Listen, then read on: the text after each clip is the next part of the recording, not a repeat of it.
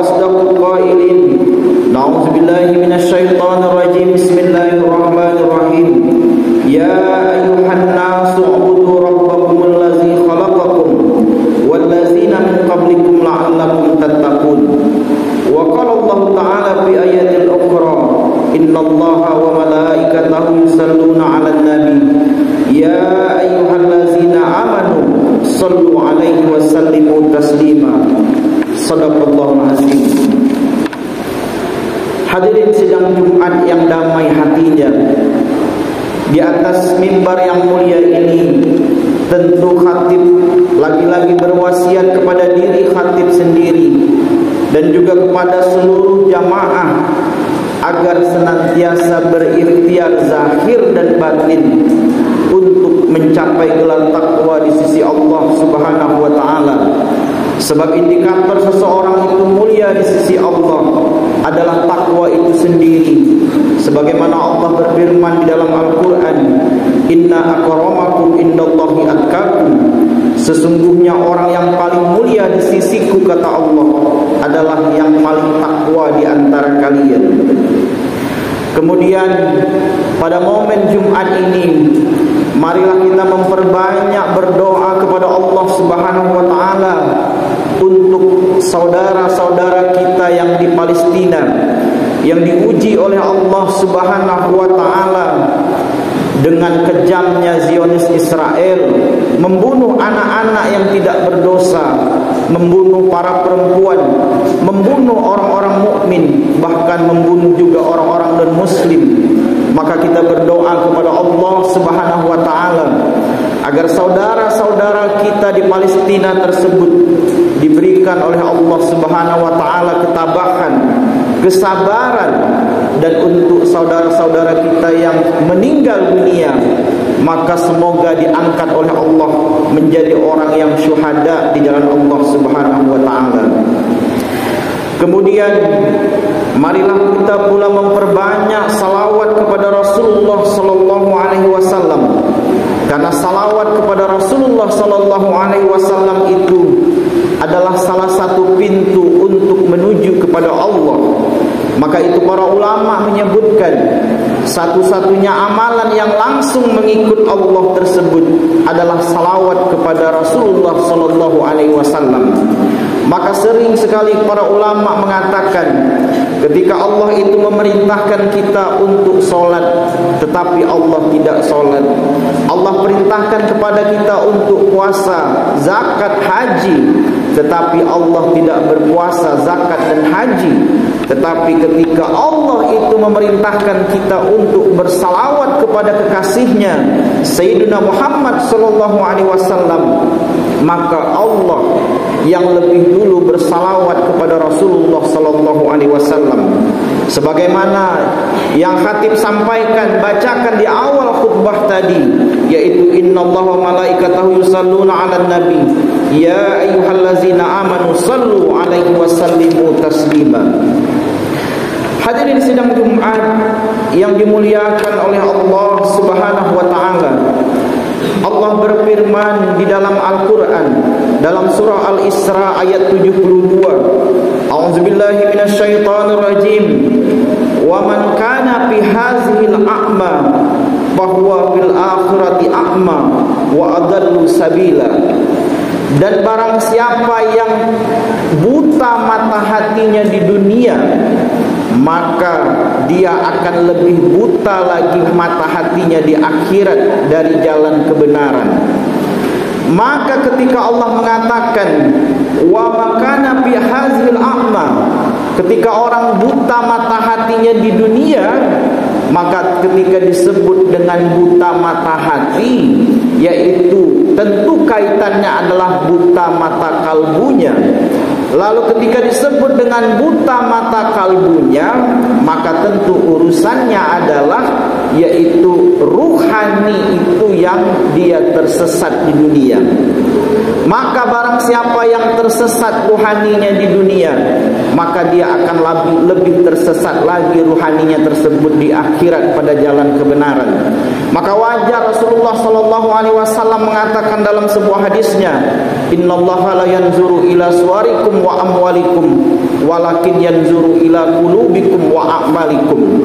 Maka dalam hadis ini seolah-olah Rasulullah ingin mengatakan kepada kita, yaitu kulit itu penting, tetapi isi itu jauh lebih penting. Jasmaniah itu, jasad itu penting, tetapi ruh itu lebih penting. Atau boleh pula kita ambil dalam bahasa yang lain, syariat itu penting, tetapi hakikat itu jauh lebih penting.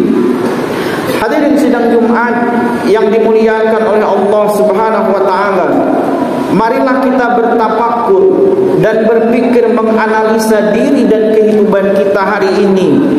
Ada pertanyaan yang wajib kita jawab dengan hati yang bersih. Walaupun pertanyaan itu sudah tahu kita apa jawabannya, tapi mesti harus wajib kita ulang jawab dengan hati kita yang bersih. Ketika Allah berfirman di dalam Al-Quran, "Kullu nafsin za'iqatul maut," tiap-tiap yang bernyawa itu pasti akan menemui kematian. Maka ayat ini nyata ingin mengatakan kepada kita bahwa tiap-tiap di antara kita ini suatu saat pasti akan memenuhi janji kepada Allah. Pasti ada ujungnya, pasti ada habisnya, yaitu kullu nafsin za'iqatul maut, yaitu bahwa kita ini pasti akan menemui kematian. Ketika tuan-tuan memahami firman Allah tersebut nyata kebenarannya, bahwa tiap-tiap kita ini suatu saat nanti pasti akan dipanggil oleh Tuhan, suatu saat nanti pasti kita ini akan mati, maka pertanyaan yang wajib kita jawab dengan hati kita yang bersih, yaitu kalau nanti kita akan mati, yang akan kembali kepada Allah tersebut jasad kitakah atau ruh kitakah? Maka tuan-tuan pasti juga akan tahu jawabannya. Tidak perlu khatib menyebutkan jawabannya pun tuan-tuan sudah tahu jawabannya, bahwa nanti ketika kita nanti mati, meninggal dunia, maka yang akan kembali kepada Allah itu bukan jasad kita, tetapi ruh kita tersebut. Jasad kita nanti dimandikan oleh orang, lalu dikafani dia, disolatkan, lalu jasad itu nanti dibawa ke liang lahat, dikuburkan, bahkan mungkin jasad itu dijejak-jejak oleh orang di atas tanah untuk menguburkan jasad kita tersebut. Maka yang kembali kepada Allah tersebut adalah ruh kita tersebut. Maka setelah tuan-tuan mengetahui dengan nyata bahwa yang kembali kepada Allah itu adalah ruh kita tersebut, maka pertanyaan selanjutnya yang wajib kita jawab dengan hati kita yang suci, yaitu ketika kita tahu bahwa yang kembali kepada Allah itu adalah ruh kita, maka pertanyaannya adalah, sudahkah kita berikan jalan atau sudahkah kita berikan alamat kepada ruh kita itu untuk sampai kepada Allah? Sudahkah kita berikan jalan? Sudahkah kita berikan alamat kepada ruh kita tersebut agar nanti ketika dia lepas dari jasad tersebut, maka dia punya jalan untuk sampai kepada Allah Subhanahu wa taala. Hadirin sidang Jumat yang dimuliakan oleh Allah Subhanahu wa taala. Oleh karena itu, khatib ingin sedikit membahas tentang manusia baik dan manusia terbaik. Kita tidak perlu membahas manusia yang tidak baik. Manusia yang tidak baik itu adalah manusia yang sedang berproses untuk menjadi manusia baik. Ada manusia baik, tapi ada manusia yang terbaik. Siapa manusia yang terbaik tersebut? Manusia yang terbaik tersebut adalah manusia yang dia mampu berpikir dengan jernih.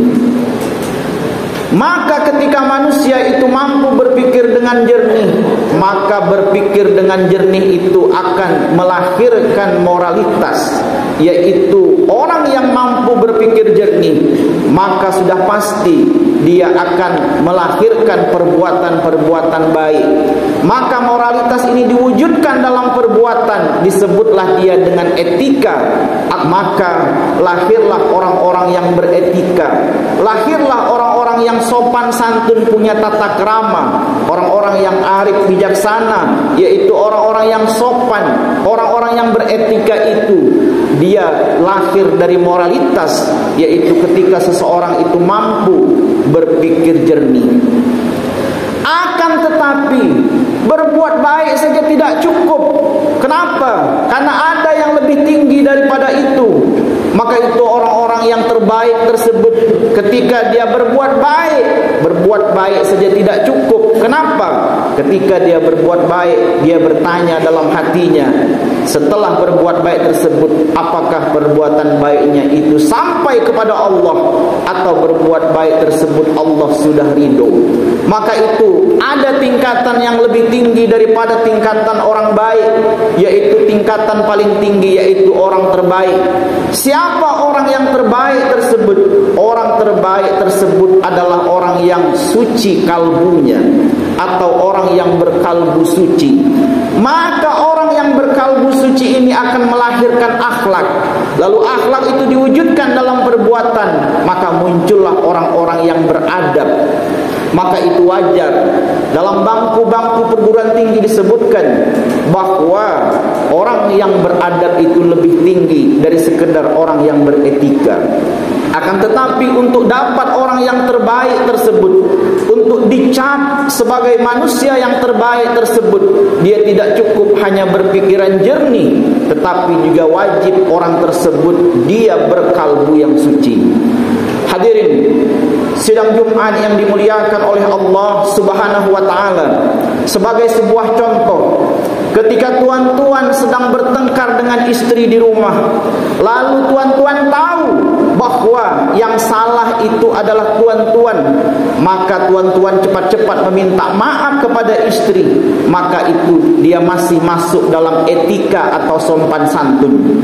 Tapi ketika tuan-tuan bertengkar dengan istri di rumah, lalu yang salah itu adalah istri kita, tapi ada peluang untuk marah, tuan-tuan tidak melakukan untuk marah, maka ketika tuan-tuan tahu yang salah itu adalah istri tuan tersebut, tapi tuan-tuan lebih dulu meminta maaf, maka itulah yang disebut dengan akhlak atau adab tersebut. Maka itu manusia yang bersih pikirannya, atau manusia yang jernih pikirannya, dan manusia yang berkalbu suci tersebut, manusia yang seperti inilah sebenarnya manusia yang menjadi solusi di tengah-tengah masyarakat, bukan manusia yang membuat masalah. Akan tetapi tentu kita akan bertanya, wahai khatib, bagaimana cara tercepat untuk menjadi manusia baik dan terbaik, yaitu manusia yang jernih pikirannya dan suci kalbunya? Maka jalan tercepat untuk menjadi manusia yang bersih akalnya atau jernih pikirannya itu adalah ketika kita ikat diri kita dengan syariat. Lalu kemudian untuk mendapatkan manusia yang suci kalbunya, maka tidak ada jalan lain terkecuali dengan mengikat diri dengan hakikat.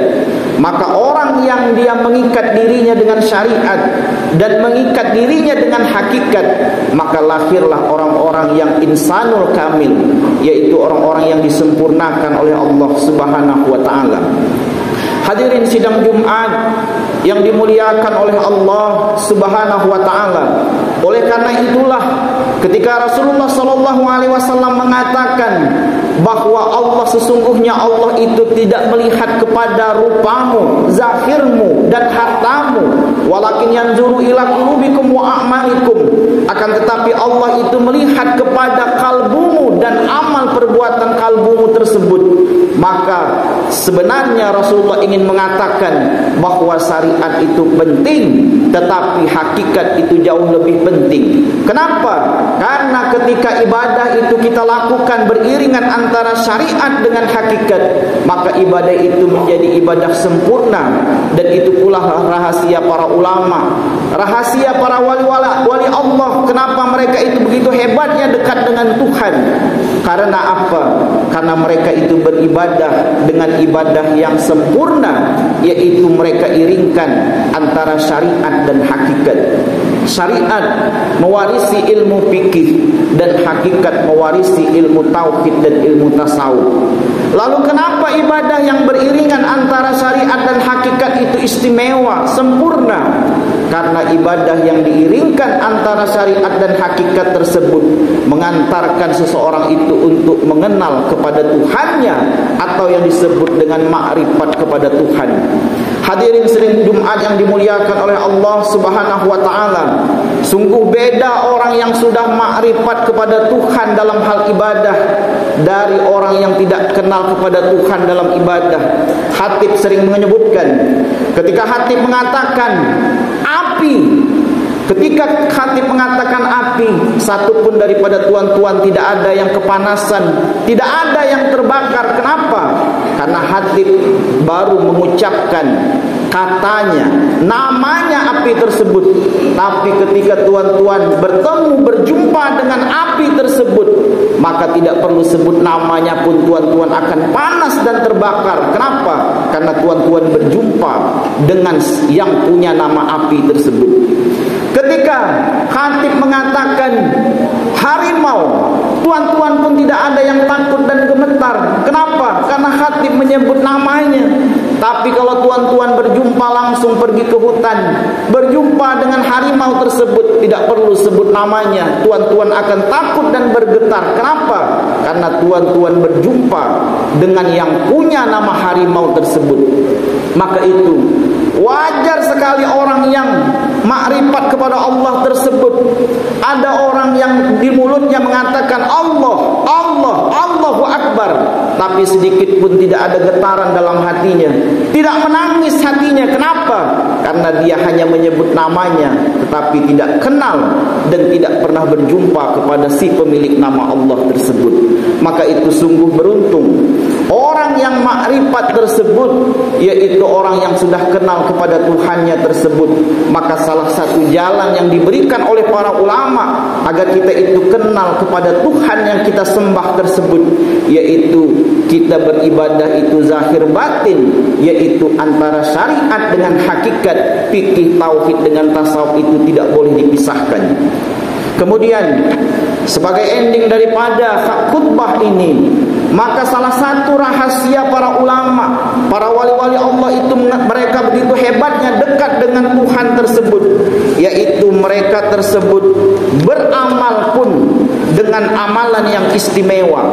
Apa amalan yang istimewa tersebut? Amalan istimewa tersebut sedikit dianggap oleh Allah banyak. Seperti pasir tuan-tuan buat amal tersebut, tapi seperti gunung Allah lihat amalan tersebut. Sebagai contoh, ada orang yang malam tadi berzikir subhanallah, bertasbih subhanallah, walhamdulillah, wala ilaha illallah, wallahu akbar.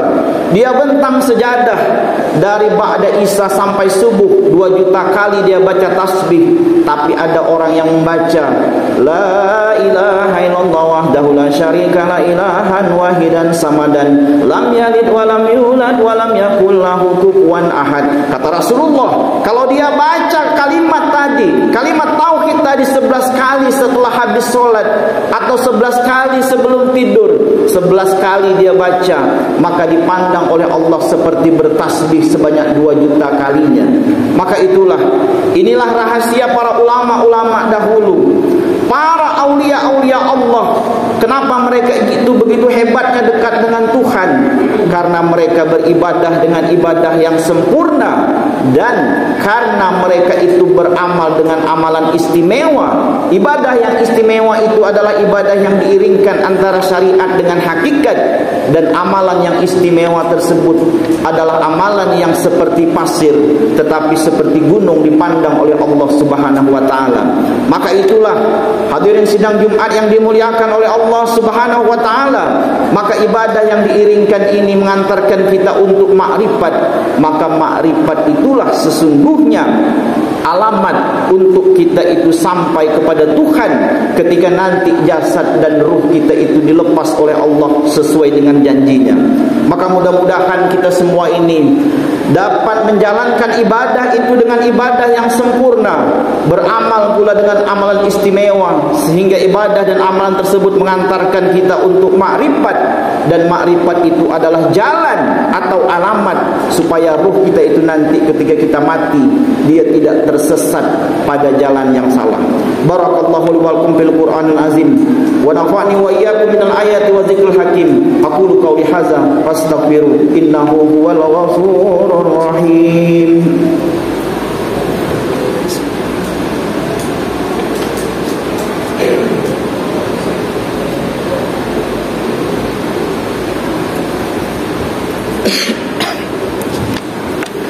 Alhamdulillah, alhamdulillahi rabbil alamin, alhamdulillahillazi khalaqal insana fi ahsani taqwim wa hadahum ila siratin mustaqim liyakunu min ahli jannatin na'im.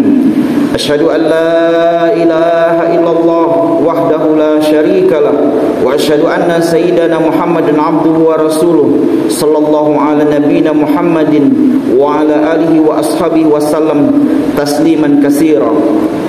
Qala Allah Ta'ala, ya ayyuhallazina amanu ittaqullaha haqqa tuqatih wa la tamutunna illa wa antum muslimun. Summa alamu fa innallaha amra'akum bis-salati was-salam ala Rasulillah sallallahu alaihi wasallam faqala innallaha wa malaikatahu yusalluna 'alan nabi ya ayyuhallazina amanu sallu 'alaihi wa sallimu taslima.